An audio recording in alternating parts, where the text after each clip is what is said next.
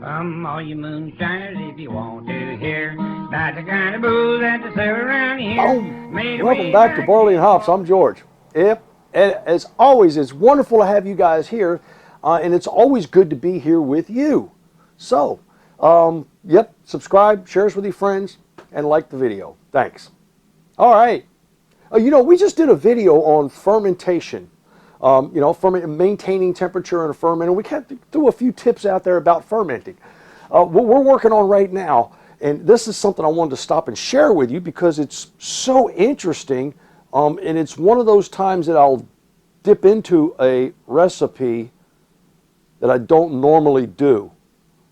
And the reason why I don't normally do specific recipes is that should I give someone a recipe, and you don't know how many times I've heard the phrase, "Oh, I would never do that," and then they mess it up. I get the phone call and say, "Oh, your recipe is useless. It's no good. It doesn't work." It works for me, but you follow me. So when it comes to specifics, find your own recipes, develop your own recipes, and there are oodles and oodles of them online. But I don't normally work with recipes because there's a bit more consternation there than there is the outpouring love of assistance that I try to offer. Okay? Now, I'm working on this one. Let me tell you what I've got in here. It's my 30-quart stock pot, and I've already got, that's hot. I heated that up to like, 200 degrees, and I poured in 20 pounds of sugar. Whew. Yeah, 2 great big old bags. And this is your regular table sugar. Now, the reason I got it so hot, and I've got about a little over 3/4 of the way full, and the reason I did that was because I wanted to liquefy all of that sugar. And I've done this in the past, but let me show you. This is a step I normally don't share, and that is for that amount, I get 2 bottles of Karo syrup. Now this is Karo light corn syrup. I'm going to show you this. Karo light corn syrup. Its ingredients is corn syrup, salt, vanilla extract.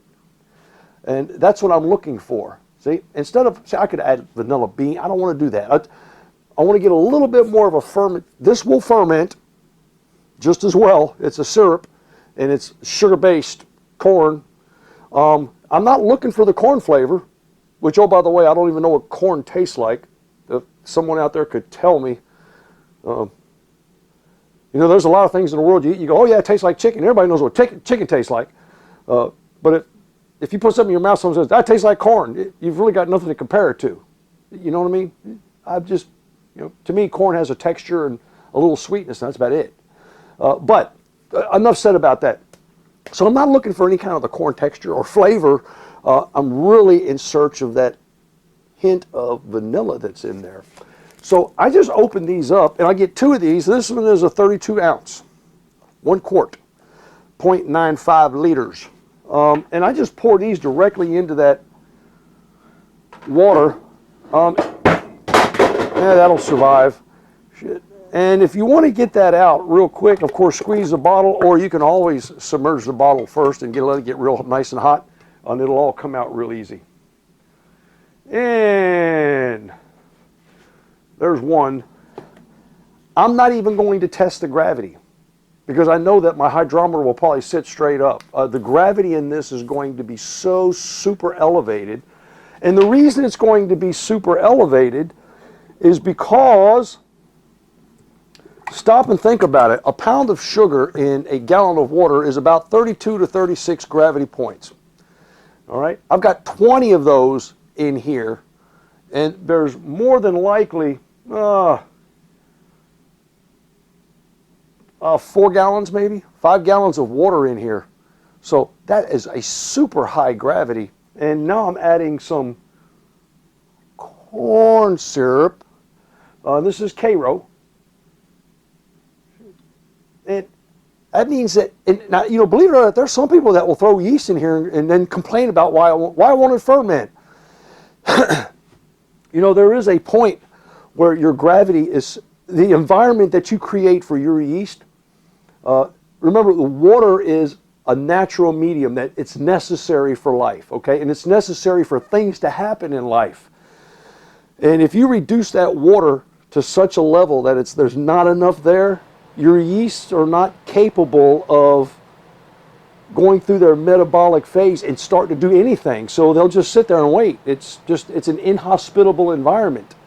It's like putting a person in a vacuum chamber without any oxygen in there. It's just the environment is just inhospitable. Of course, you'll die, but your yeast will just sit and wait because they'll go dormant. So if you have a challenge like that, and you know you got a buttload of sugar, and it's not fermenting, split the load. What I mean is just get another bucket, pour half of it in that bucket, add water to both of them, you dilute it, and that way you're going to bring the gravity down gradually, and you'll bring it down to a level that your yeast are able to propagate. Now, you're going to have the same amount of alcohol by volume, you're just going to have a whole lot more volume to work with. You follow me? But that's one way to fix that. Okay, and right now, if I put yeast in here, it would not start off. It would just sit there.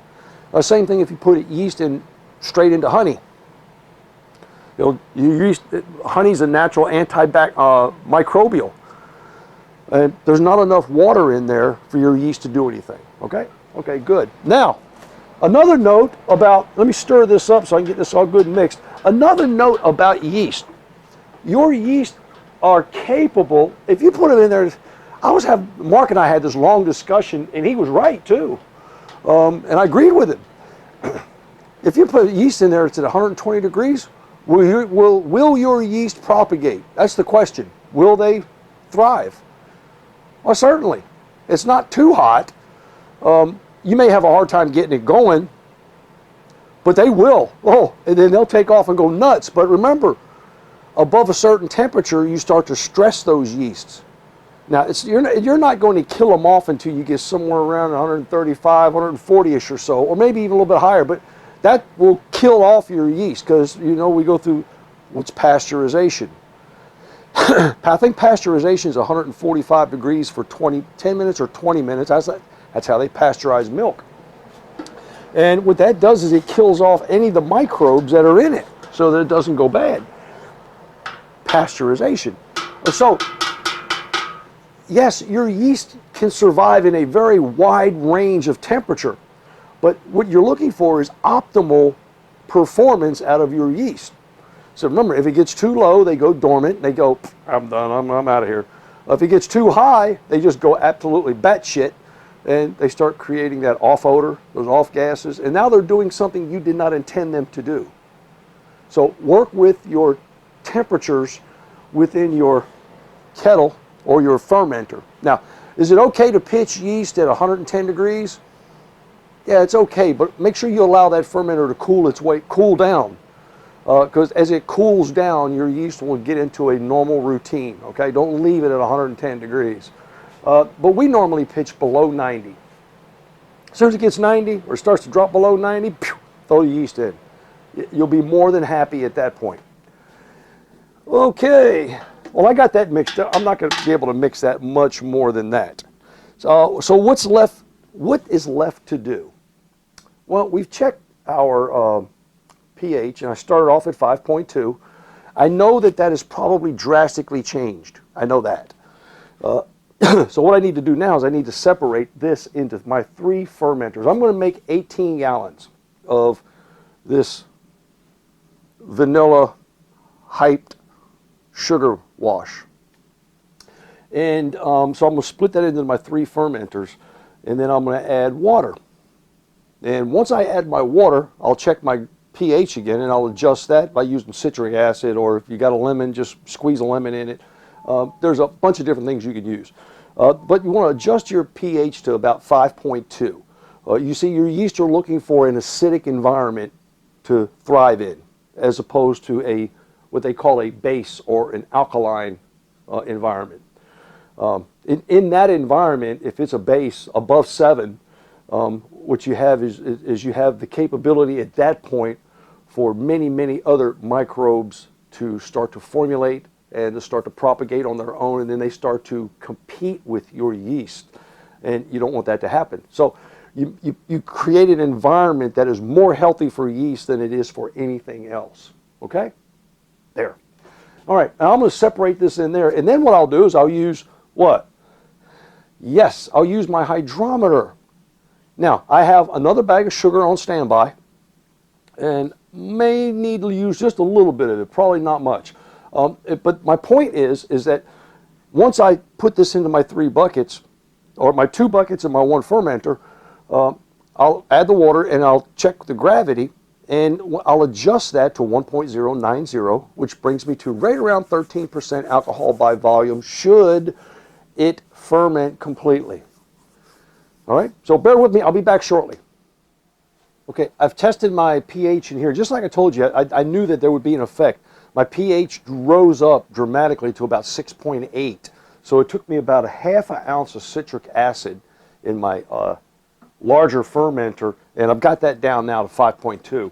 What I'm going to do is, I also know that in here, I'm at 1.080, and in both of these buckets, I wound up at 1.070.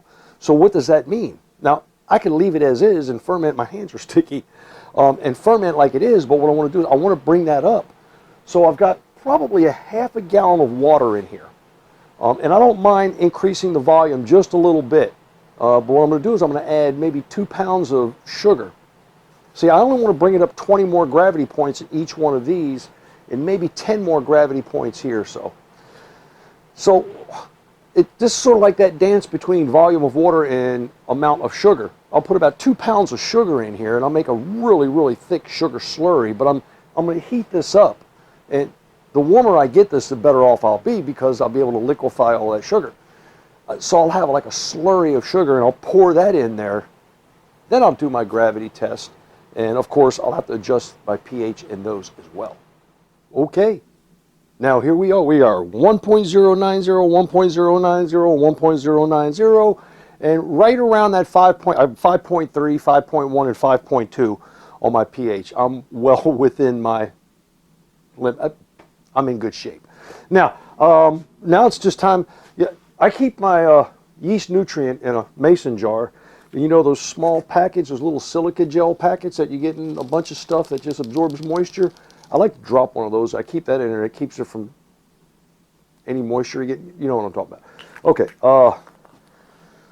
2 heaping tablespoons in each bucket. 1, 2.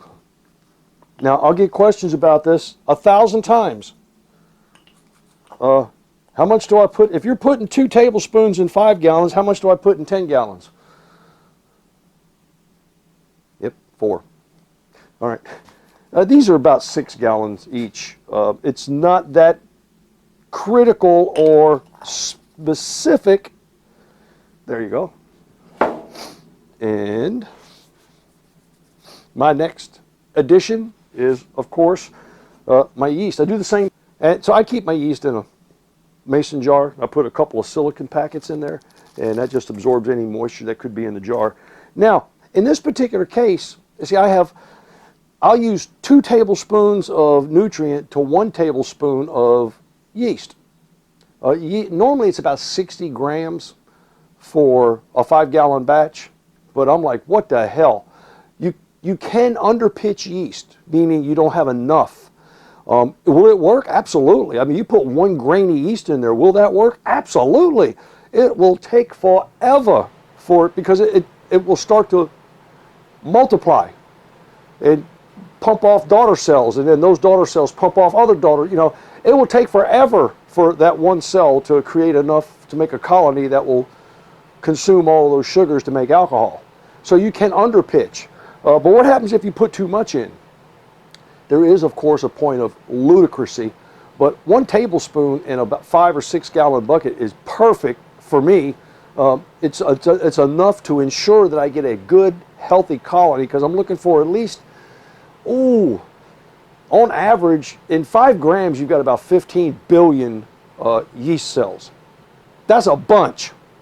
So 60 grams, do the math. I mean, that's a lot of yeast cells. So I've got enough there to start a good colony, and anything in excess over that, it's sort of like the survival of the fittest. The weakest shall fall out. And then as they die, they become, yeast are cannibalistic, they become food for the other yeast. Okay. It's a big, long science trail behind that. So a tablespoon goes into each one of those, and I just sprinkle it on top. Can you rehydrate it first and then dump it in? Absolutely. Pull some of this out, put it in a jar, let it sit, and let it fuzz up, make you feel happy. Yep, and pour it in there. Absolutely. That's one way of doing it. Or I always just sprinkle it on top. In most cases, I'll just sprinkle it on top and let it do its thing. There are times when I like to rehydrate yeast first, and most of the time, that's when I'm doing like a brandy or a mead or something like that, or a preparatory specific specialty mash for a follow-on distillation. And then I may do a yeast starter. Let me give that a good stir. You don't have to stir it. I just do because, it's like that old adage about, you walk by and you got, oak chips in your jar and you just feel like you want to shake. Go ahead and shake it. You're not going to hurt it. Same thing here. Stir up yeast. You're not going to hurt it. I'm not really sure you're even helping it, but it just, it's one of those things. If it makes you feel good and you're not going to hurt anything, go ahead and do it. I don't care what else you do. All right. Bam. That's enough of that. Now it's time to place the lids on, and I've got the lids with my heaters in them, and that one shall go right on top here. All you got to do is make sure you orient. There we go. I like to orient the lid, the handle, so that when the handle comes up, the airlock is on this side. But if you do it the other way, if you do it here and you have the lid come up, you go hit that. So I just orient the lid the correct way.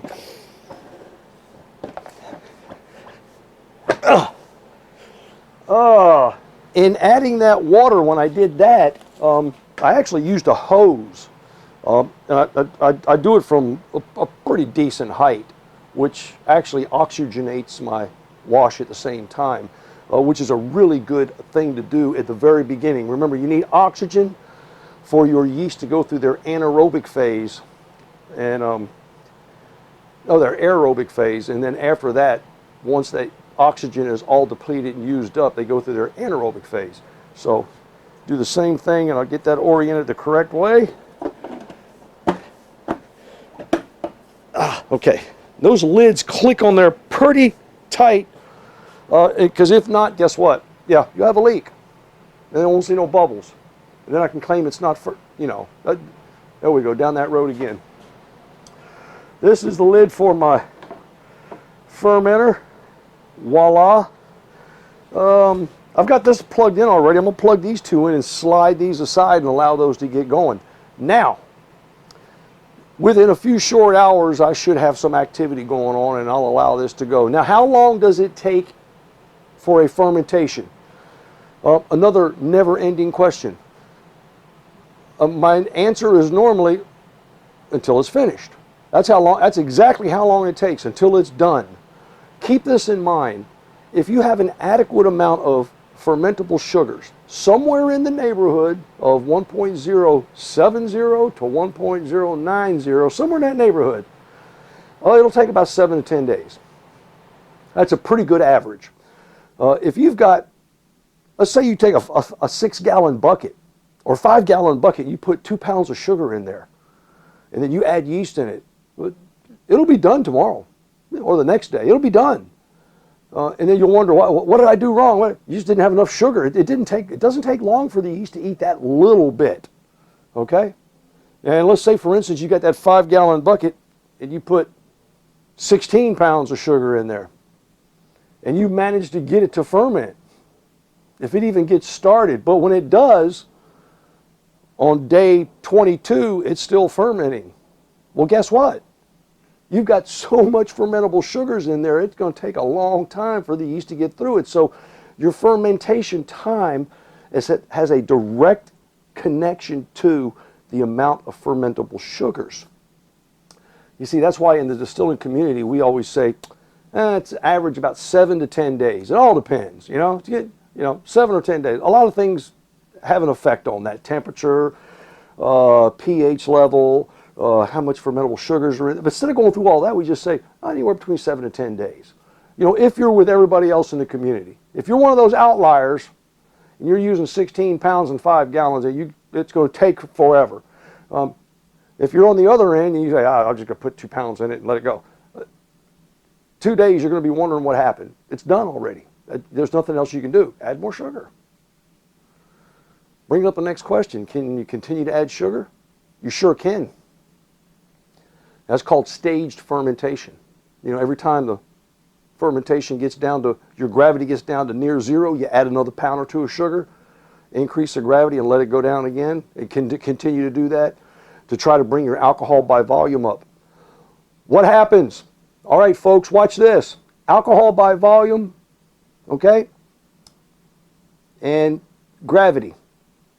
What will happen is each time your alcohol by volume will go up and your gravity will come back down. Your alcohol by volume will go up. You add more sugar, gravity goes up, goes down. All of a sudden, this is what's going to happen. Alcohol by volume is here, you add more gravity, and stays right there. All of a sudden, your gravity is not going to come down any longer. Why won't your gravity come down any longer? It won't. Well, we've done the same thing that we could have potentially done at the very beginning with too much sugar. Now we have an environment where the alcohol is so concentrated, it's now become its own preservative. So it will inhibit that yeast from continuing to populate, and your gravity will remain way high, and you'll have fermentable sugars floating around in there and nothing happening. That's another option. See, so you have to make sure that you're controlling your environment in the beginning, during your process, and at the very end too. You don't want to upset the environment in which your yeast are working. Okay? Good. I hope I've cleared all that up for you, because that should answer a whole lot of those questions out there about really what takes place, what's happening, why is it like that? And remember, once your fermentation is complete, once you're finished, in order to clarify, you can do one of two things. You can use chemicals to clarify, keosol-chitosan. You could use bentonite, which is a great clarifier. You can use super clear, which is another sparkaloid, which is another one. You can use turbo clear, which are the two chemicals, or you can let gravity work in your favor. But in order to clarify, the first thing you need to do is degas. Okay? You'll have this huge volume, and you've got some CO2 trapped in there. And the CO2 that's trapped inside that mash is connected molecularly to those molecules of ethanol and the water that's still left in there, because they're connected. And then once you beat it and agitate it, you'll release that CO2, it'll leave. Once it leaves, that allows all your sediment to fall to the bottom. So if you're having challenges clarifying, it's more than likely you did not degas at the beginning. So whip it with a whip, put a paddle on the end of a drill, beat it, whatever you want to do, but just, or you can do the vacuum transfer. I showed you that on one of the videos as well. And that will get rid of all of that residual CO2. Once that's accomplished, if you take that off the sediment and put it in a jug and stick it away, your mash will never go bad. Remember, it's a natural preservative at this point. There's nothing additional, nothing extra in there that can do anything else. So no, it cannot turn to vinegar. You have to introduce the Acetobacter virus in order for that to happen, because the Acetobacter virus is what converts alcohol into vinegar. If it's not in there, it's not happening. So I've had mashes. I did a video one day. I had a mash that was sitting. I found it. I'd had it for almost 2 years. Turned out to make a great gin. My point is that no need to rush. You don't have to get to it right away. No, it won't go bad in 3 days, no matter what you hear. Always consider the source. Until next time, happy distilling.